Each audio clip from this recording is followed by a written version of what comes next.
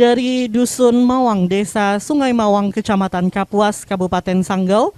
Inilah rumah betang raya Dori Empulor. Assalamualaikum warahmatullahi wabarakatuh. Salam jumpa untuk pemirsa RRI Net dan juga pendengar Pro 4 Network yang saat ini tengah menyimak kami dalam obrolan budaya produksi RRI Antikong dan SP Sanggau. Hari ini saya berkesempatan untuk bisa hadir di rumah betang raya Dori Empulor di Kabupaten Sanggau. Saya Natasha Aidila akan menemani Anda selama kurang lebih 1 jam ke depan di program obrolan budaya produksi RRI Antikong dan juga SP Sanggau. Sudah hadir juga di sebelah saya yang akan menemani saya ngobrol hari ini. Ada Ketua Dewan Adat Dayak Kabupaten Sanggau, Pak Yohanes Ontot. Selamat pagi, Pak. Selamat pagi para pendengar RRI Antikong dan SP Sanggau. Ya. Selamat pagi dan salam sejahtera untuk kita semua. Baik, Pak Ontot, senang sekali juga hari ini. Kalau biasanya kita on air-nya hanya mengudara saja, tapi hari ini kita on kamera juga nih Pak. Ada pemirsa RRI Net yang juga menyaksikan kita hari ini. Ya, baik. Baik, Pak Ontot, sebelumnya kami mengucapkan terima kasih juga diberikan kesempatan untuk bisa berkunjung ke rumah betang raya Dori Empulor hari ini Pak. Kalau suku Dayak begitu Pak Ontot ya. Ini kan memang cukup dikenal dengan rumah adatnya itu rumah betang begitu Pak Ontot. Jadi setiap daerah ini memang memiliki rumah betang begitu ya Pak ya. Iya. Nah tapi kalau keistimewaan atau mungkin keunikan begitu rumah betang raya Dori Empulor ini sebenarnya seperti apa sih Pak Ontot? Baik, pemirsa RRI Net yang saya cintai dan saya banggakan. Sebenarnya keunikan rumah betang Dori Empulor ini karena hari ini memang rumah betang ini adalah merupakan peninggalan atau simbol dari peninggalan budaya para nenek moyang kita yang mesti kita jaga dan kita pelihara. Dan tentu kita melihat perkembangan dari waktu ke waktu. Rumah betang ini kan semakin hari semakin punah. Nah, oleh karena itulah maka pemerintah, masyarakat melalui pemerintah daerah kita mencoba merecovery ulang bagaimana simbol-simbol budaya yang ditampilkan melewati atau melalui rumah betang ini tetap eksis di dalam kehidupan masyarakat adat Dayak yang ada secara khusus di Kabupaten Sanggau. Nah, keunikan ini memang digambarkan sebagai sebuah rumah yang memang memberikan nuansa kebersamaan yang luar biasa pada zaman itu. Dan tentu hari ini pun seperti itu sebenarnya. Nah, cuma memang kalau sekarang ini ke rumah betang ini tidak dihuni. Kalau yang di sini tidak dihuni setiap saat oleh masyarakat adat, tapi rumah betang yang masih ada misalnya di Kopar di Kecamatan Perindu, kemudian di Nek Bindang Kecamatan Toba itu masih ya. Jadi artinya jadi rumah tinggal begitu ya? Ya, di rumah tinggal sebenarnya ya. Karena modernisasi ini masuk, perkembangan zaman masuk, lalu pada waktu itu dianggap rumah betang ini tidak sehat. Nah, padahal ini menjadi sebuah tantangan yang membuat masyarakat adat Dayak ini hampir kehilangan jejak bagi generasi-generasi yang hari ini. Nah, oleh karena itulah kita pemerintah bersama masyarakat adat bagaimana kita merecovery ulang atau membangun kembali simbol-simbol budaya yang ada di rumah betang ini sehingga hari ini bisa kita lihat kembali yang di Munggo Empulor ini yang kita sebut rumah betang raya Munggo Empulor. Saya kira demikian kira-kira persoalan hari ini kita hadapi terkait dengan budaya yang ada dalam simbol-simbol di rumah betang ini. Baik. Jadi sebenarnya rumah betang sendiri ini sudah dikenal eksis begitu Pak Ontot ya. Iya. Oleh suku Dayak ini menjadi tempat tinggal sebenarnya. Iya, betul. Tapi karena tadi Pak Ontot juga menyampaikan bahwa ternyata ketika menjadi rumah tinggal ini dianggap kurang sehat begitu. Apa penyebabnya Iya. Pak? Kemudian diklasifikasikan begitu menjadi rumah yang jadi kurang sehat begitu Pak Ontot. Sebenarnya ini dari sisi pemerintah sebenarnya. Karena pemerintah ini kan bagaimana membangun kesehatan masyarakat ini yang lebih baik dalam kehidupan sehari-harinya. Misalnya syarat-syarat rumah sehat ini kan harus ada toilet, WC, kemudian ada air bersihnya, ya kan, yang harus dialiri ke rumah. Itu pertama. Kedua, ketiga, tempat tinggal ini tidak berdekatan atau berdesakan, ya, sehingga pengendalian kebersihan, keindahan dan kenyamanan dianggap pemerintah ini tidak lagi layak pada saat ini kan, terutama memasuki era-era orde baru lah. Kalau orde lama masih, Ya. karena memang masa adat Dayak ini jarang dia tinggal di tempat-tempat yang terpisah, karena banyak pertimbangan. Oh. Pertama pertimbangan sisi keamanan, kedua pertimbangan dari sisi kebersamaan. Kalau terpisah-terpisah ini agak sulit.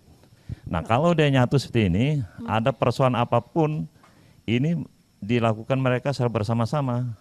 Makan tidak makan, mereka saling mendukung. Kalau yang satu belum makan, diajak makan. Nah kalau hari ini kan orang udah terpisah di mana-mana, sehingga kalau dia dapat apapun, kadang-kadang teman juga nggak tahu, atau ada apapun persoalan itu kadang-kadang juga jarang tahu. Itu pertimbangan yang sangat prinsip pada waktu itu orang Dayak harus tinggal di rumah betang. Jadi dalam satu rumah betang yang panjang begitu ya Pak Ontot, ada Ya. beberapa kakak berarti begitu ya, ada beberapa kepala keluarga begitu. Itu sangat tergantung. Karena dulu kan kehidupan Dayak ini kan tidak banyak dia, ya kan. Jadi dia ngelompok nih, lalu dia bersepakat, dia buatlah rumah betang ini, sehingga dia berkomunikasi nyaman, menjaga keamanan juga lebih gampang, suka duka juga mereka rasakan bersama. Kemudian rasa kekeluargaannya tinggi, sehingga memang mereka sepakatlah untuk kita membangun sebuah rumah betang yang menjadi memang sebuah kebudayaan dan peradaban pada waktu itu. Nah hari ini memang ini hampir hilang, Ya. karena orang sudah bergeser dari peradaban lama, orang Dayak, lalu timbul peradaban baru. Orang masing-masing bangun rumah-rumah sendiri, karena memang mungkin si ekonomi sudah kuat, Sudah mampu begitu sudah ya mampu. Pak. Nah ketika hari ini kita pahami betul bagaimana kita melihat kembali peninggalan-peninggalan pada zaman orang tua kita dulu, kita berupaya bagaimana lagi kita membangun ulang. Nah, jadi peradaban lama ini kita ingin kembalikan seperti sedia kalanya. Tapi kan tidak semudah kita membalik telapak tangan. Ya. Ya, tentu masyarakat juga kalau sengaja dia membangun dia untuk dia tempat tinggal tidak mungkin lagi dia. Tapi paling tidak hari ini kita mencoba bagaimana simbol-simbol ini harus ada. Oleh karena itu pemerintah daerah salah satu dari visi misi itu yang berada dalam Seven Brand itu bagaimana pemerintah daerah membangun budaya dan iman. Jadi budiman, kebudayaan dan keimanan. Baik. Itu saya kira salah satu kebijakan pemerintah daerah untuk mengembalikan nuansa kehidupan masa adat Dayak ini.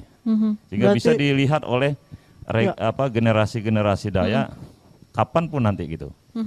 Berarti kalau dulu itu kalau kita jalan-jalan, kalau pada zaman dahulu gitu ya Pak Ontot, mudah ya kita untuk menemukan rumah betang begitu di sepanjang jalan mungkin. Kalau sekarang memang sulit, sangat sulit begitu malah ya Pak ya. Ya kalau zaman dulu paling kita datang ke sebuah kampung orang tinggal di rumah betang. Ya. Nah kalaupun ada mungkin satu tapi berdekatan dia. Saya ingat pada tahun 60-an itu masih di daerah saya di Toba itu sekarang Modang namanya, Desa Baganasam, itu hanya 9 pintu rumah betang. Ya. Ada 2 pintu di bagian hulu dan bagian hilirnya, tapi berdekatan. Itu. Sehingga hari ini tidak bisa lagi kita lihat rumah betang itu. Nah ada kita bangun tapi ya enggak seperti zaman-zaman dulu kan. Dan dulu kan dia atapnya kulit kayu, kemudian semua bahan-bahannya kayu-kayu lokal dengan ikat rotan dan ada satu akar malam namanya atau akar semar. Ya paku enggak ada pada waktu itu. Ya. Ya. Baik. Jadi memang esensi dari rumah betang ini sendiri cukup banyak ya Pak Ontot ya. Ya cukup, sangat banyak. Sangat banyak. Jadi kebersamaan yang saya tangkap begitu kuat di rumah betang sehingga ketika rumah betang saat ini sudah mulai berkurang, kemudian DAD Kabupaten Sanggau serta Pak Ontot juga sebagai wakil Bupati Sanggau ini akhirnya membuat sebuah miniatur lah begitu ya Pak ya, rumah betang yang kemudian di sini juga ternyata sering dilakukan kegiatan-kegiatan budaya juga begitu Pak Ontot di sini. Ya ini kita jadikan semacam kegiatan budaya lah atau budaya center gitu dalam berbagai kegiatan dan pelaksanaan kegiatan adat istiadat masyarakat adat Dayak ini. Kita persilakan untuk menggunakan ini sebaik-baiknya. Atau kegiatan-kegiatan lain, pemerintah juga boleh hari ini karena kan udah bebas juga orang mau untuk orang nikah, baik nikah adat, nikah secara umum, tapi sampai hari ini belum juga pernah digunakan untuk event-event pernikahan bagi masyarakat umum. Tapi yang rutin gitu Pak, yang rutin memang setiap tahun akan selalu diadakan di Rumah Betang Raya Dori Empulor ini kegiatan apa Pak Ontot? Ya kalau kegiatan-kegiatan rutinitas kita ini ya gawai pada tingkat kabupaten. Karena tanggal orang Dayak Kabupaten Sanggau ini kan nanti mulai bulan 4 itu panen, bulan 4, bulan 5 itu mereka sudah mulai. Dari kampung ke kampung ini mulai gawai. Sampai nanti misalnya awal Juni. Nah, untuk penutupan gawai adat ini ya di sini dia tanggal 7 Juli setiap tahun kita laksanakan. Baik, jadi kegiatan gawai Dayak ini memang rutin dilaksanakan. Ya rutin. Di rumah adat Dori Empulor. Pak Ontot, saya ingin tahu kalau untuk berdirinya rumah adat Dori Empulor ini, mungkin pemirsa RRI Net dan juga pendengar Pro 4 Network ingin tahu sejak kapan sih Pak rumah betang ini berdiri, kemudian digunakan untuk kegiatan-kegiatan kebudayaan sendiri begitu. Baik. Kalau rumah betang ini secara fisik memang kita bangun di tahun 2015 kalau tidak salah satu. Karena dengan pertimbangan pelaksanaan berbagai event kegiatan budaya ini, seni dan budaya dan kegiatan-kegiatan yang lain, ya kita laksanakan. Karena awalnya itu kan pada waktu itu kita laksanakan di tempat-tempat terpisah. Saya kemarin pertama saya ingat betul waktu itu tahun 2000 berapa itu kita laksanakan 2015.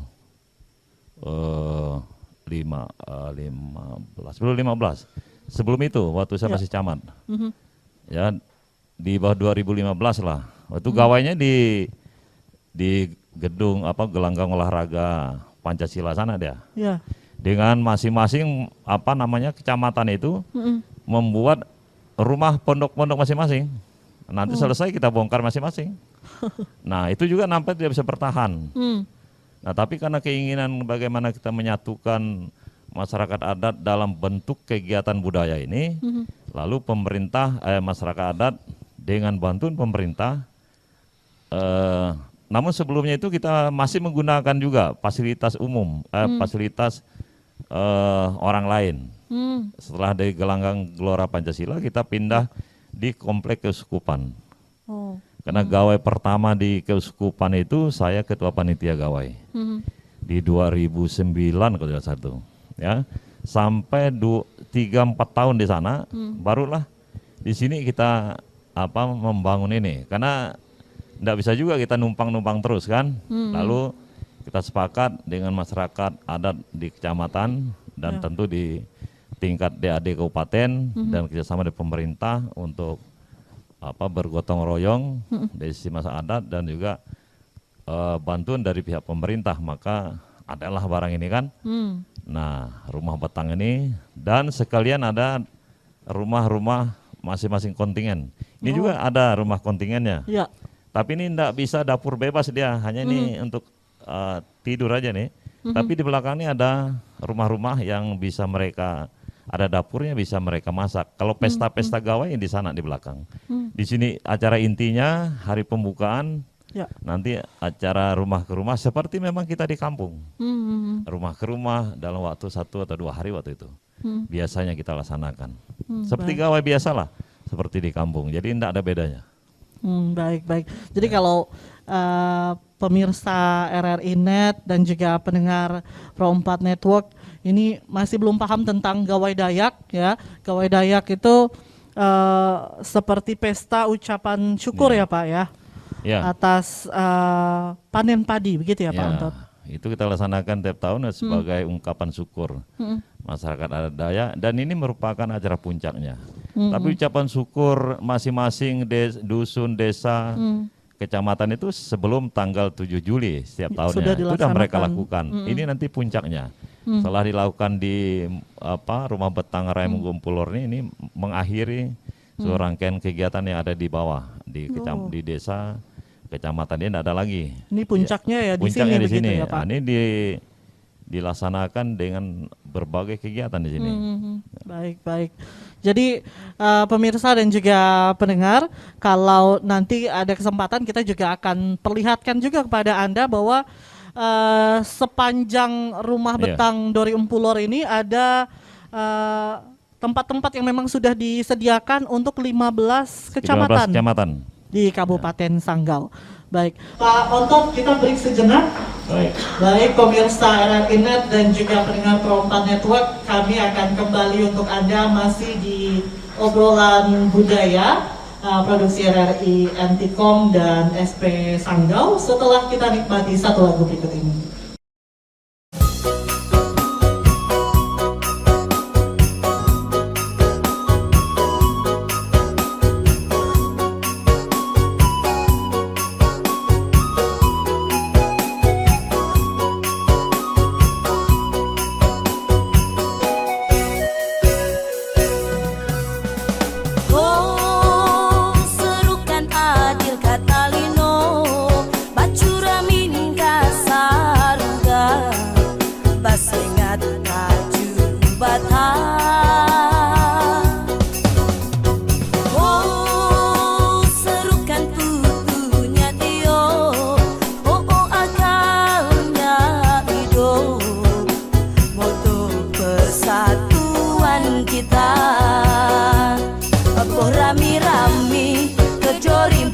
Sayang, mari sukseskan gawai Dayak kita. Oh rami-rami ke Dori Pullor, sayang mari sukseskan pesta gawai kita.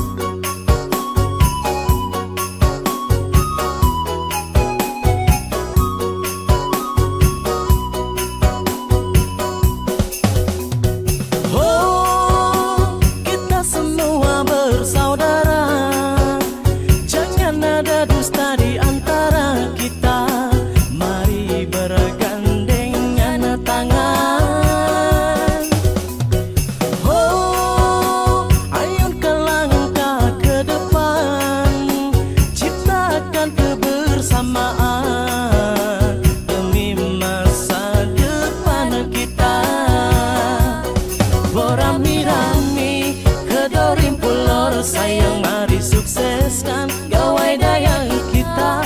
Oh rami-rami ke Dori Pullor, sayang mari sukseskan pesta gawai kita.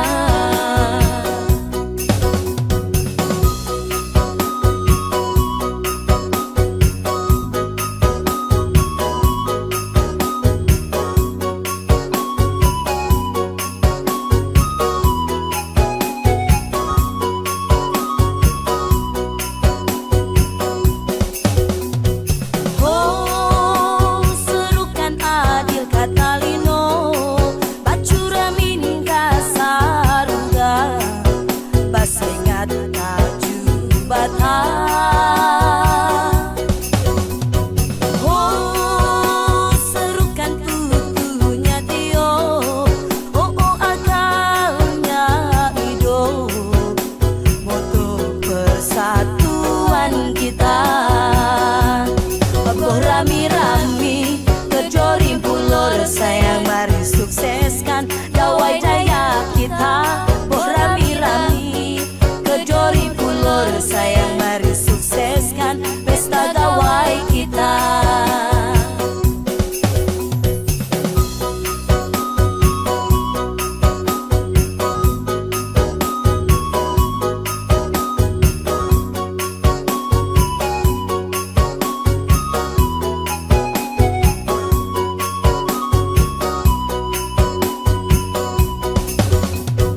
Oh, kita semua bersaudara, jangan ada dusta di antara kita.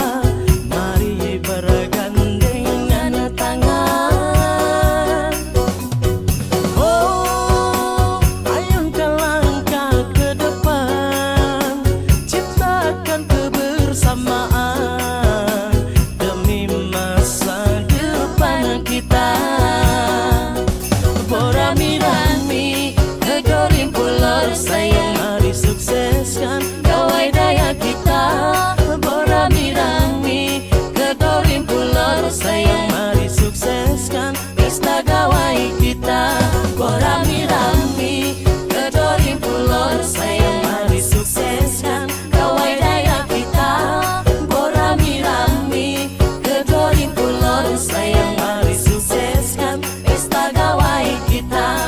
Berami-rami kejorim pulur sayang, mari sukseskan gawai daya kita. Berami-rami kejorim pulur sayang, mari sukseskan pesta gawai kita.